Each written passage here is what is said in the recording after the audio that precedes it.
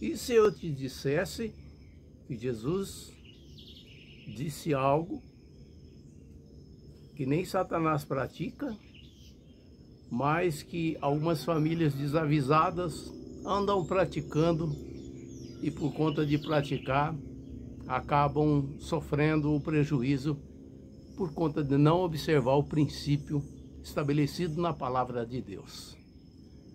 Um bom dia para você, eu sou o pastor Wilson e vamos falar um pouquinho sobre essa questão. Eu quero começar lendo para você Marcos 3, 24 a 26. Presta atenção aqui. Se um reino estiver dividido contra si mesmo, tal reino não pode subsistir. Um reino dividido contra si mesmo não pode subsistir, ou seja, não vai prosperar.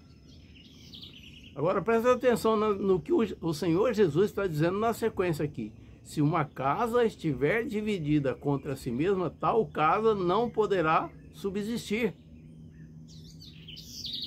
E aí ele completa: se pois Satanás se levantou contra si mesmo e está dividido, não pode subsistir, mas perece.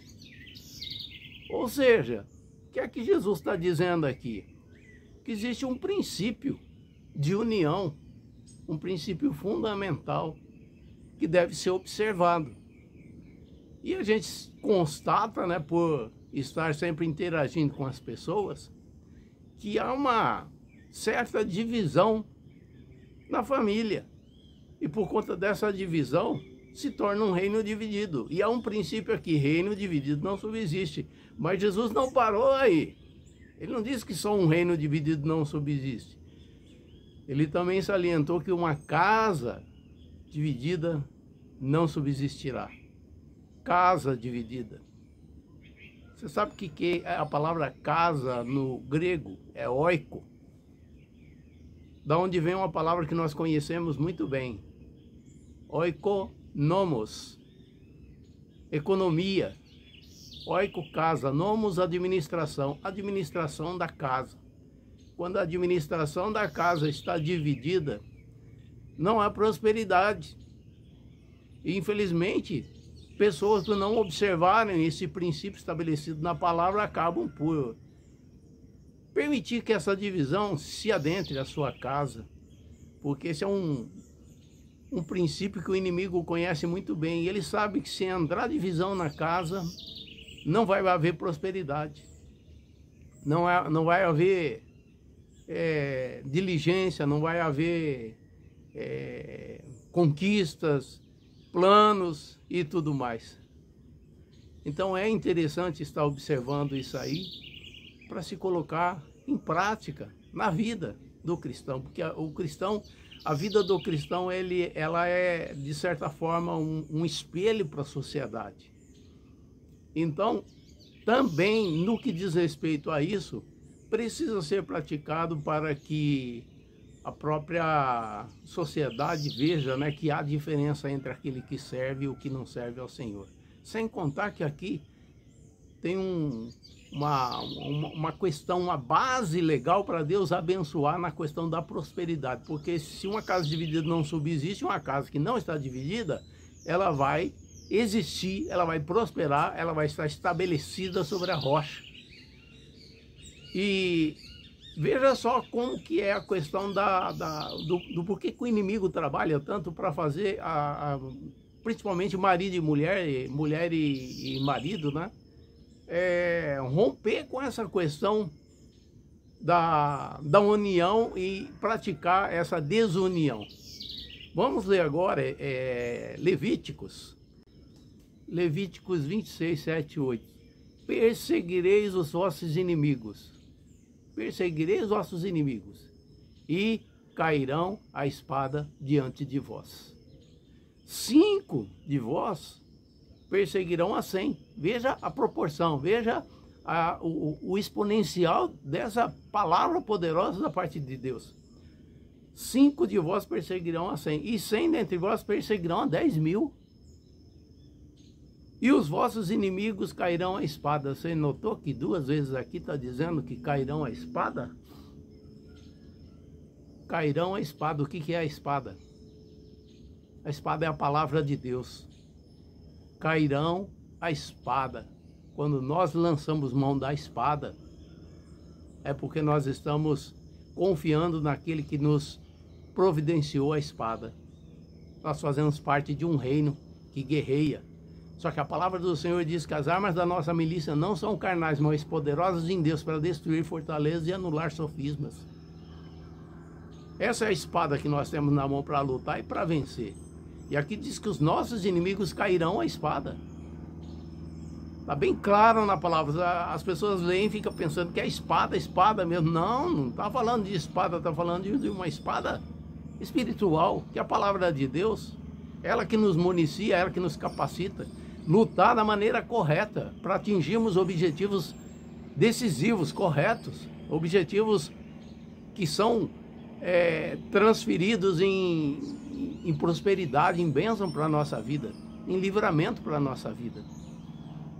Note que Jesus fez questão de salientar que casa dividida não subsiste. Ele poderia ter dito que só um reino dividido não subsiste.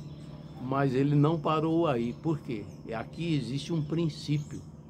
A gente observa, né, às vezes, as pessoas, isso infelizmente no meio, né, da igreja. É o meu carro, o teu carro, não sou contra cada um ter o carro, né? Cada um tem, administra, etc e tal. Mas é a questão daquela divisão que está arraigada lá dentro do seu coração. É o meu carro, é o teu carro, é o meu salário, é o teu salário, né? Você se vira com o que você tem, eu me viro com o que eu tenho. Isso é entre marido e mulher, ou seja, é um absurdo, né? As pessoas... eu conheço casais que não têm nem a senha do celular um do outro, não permite que um compartilhe com o outro. Sabe o que é isso? É a divisão que está arraigada lá dentro do coração. E querem ser prósperos, querem ser abençoados. Então veja como que o Senhor não errou estabelecendo esse princípio. Há necessidade das pessoas, né, marido e mulher, nós estamos vendo aqui em Levíticos, né, essa sinergia, esse poderoso potencial que há quando marido e mulher e marido caminham junto, na mesma direção. Se um rema para frente e outro rema para trás, não vão sair do lugar. Se só um rema, vai andar em círculo. Você já viu como é que é? Se você entrar numa canoa e remar só de um lado, você vai navegar em círculo. E o Senhor, já prevendo tudo isso, já, né, estabeleceu, falou, não pode haver divisão, tem que estar caminhando junto. Você já viu que às vezes, né, marido vai e faz um negócio sem consultar a esposa faz coisas sem consultar o esposo, porque na maioria das vezes vão fazer coisas que, se tivessem conversando os dois, provavelmente não estariam fazendo aquilo ali daquela maneira, naquele momento. Não que não seja possível fazer, sim, mas com concordância. Aqui é concordância, é isso que está sendo ministrado aqui, havendo concordância.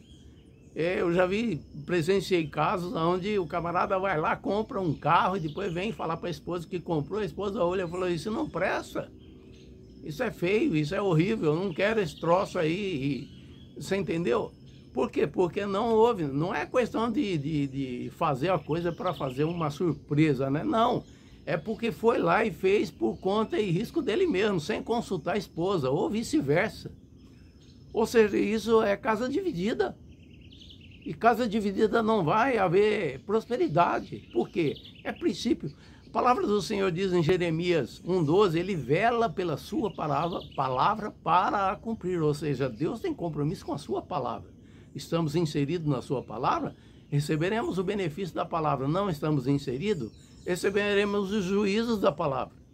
Isso é claro, né? É interessante que lá em 1 Timóteo 3, 4 e 5, ele fala, a palavra do Senhor está dizendo que até mesmo para a pessoa ter um cargo na igreja, ele tem que governar bem a sua casa. Governar bem a sua casa. Veja que a casa é importante, porque a família, na família é o maior campo de prova do caráter cristão. Então aquilo que acontece na família vai, de certa forma, reverberar, vai repercutir, né? Extra-família. Então, essa é uma palavra que é bem oportuna. Eu vejo, né, às vezes, casais que têm pequenas empresas, mas o marido está trabalhando, ele poderia estar trabalhando junto com a esposa, né? Ou a esposa trabalhando junto com o marido, não. E cada um tem um... a mulher, às vezes, trabalha numa empresa de outra, né? É empregada, e o marido está ali porque não quer estar junto. Então, veja só como que essa palavra é tão pertinente para trazer bênção, para trazer prosperidade, para trazer alegria para o Senhor, primeiramente cumprindo, né, o propósito, o objetivo do Senhor, que é nos fazer ser luz, ser sal da terra nesse mundo. Então, analisa essa palavra, esquadrinha essa palavra, veja como que está o andamento da tua casa. Será que não há um espírito de divisão bem lá dentro do coração, que ainda está ditando as regras dentro do teu lar, dentro da tua casa? Presta atenção nisso. Eu quero encerrar essa palavra com um texto que está lá em 1 Pedro 3,7. Maridos, vós igualmente vivei a vida comum do lar com discernimento, tendo sabedoria e tendo consideração para com a vossa mulher, como parte mais frágil, tratai-a com dignidade, porque sois juntamente herdeiros da mesma graça devida, para que não se interrompam as vossas orações. Para que não se interrompam as vossas orações. Ou seja, às vezes você pode até estar orando para uma situação, né, buscando no Senhor, às vezes até já jejuou, né, clamou, e a resposta não vem. Será que não é exatamente por estar um espírito de divisão, mantendo uma parede aí para que isso que você está pleiteando diante de Deus não venha acontecer? Não é por acaso que está na palavra de Deus. Então, observe isso. Coloque a tua família diante do Senhor.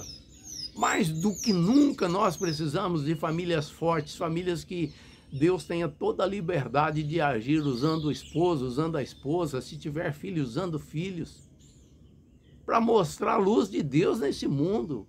Irmãos, nós vemos a sociedade aí, se você lê o jornal todo dia, feminicídio, todo dia desavença, todo dia destruição. A palavra do Senhor diz que o inimigo veio para matar, roubar e destruir. Mas os que estão cheios do poder de Deus veio para demonstrar a glória de Deus. Mas o Senhor veio para dar vida, e vida com abundância. E essa vida com abundância começa no nosso lar, começa na nossa casa. Então essa é uma palavra para a família.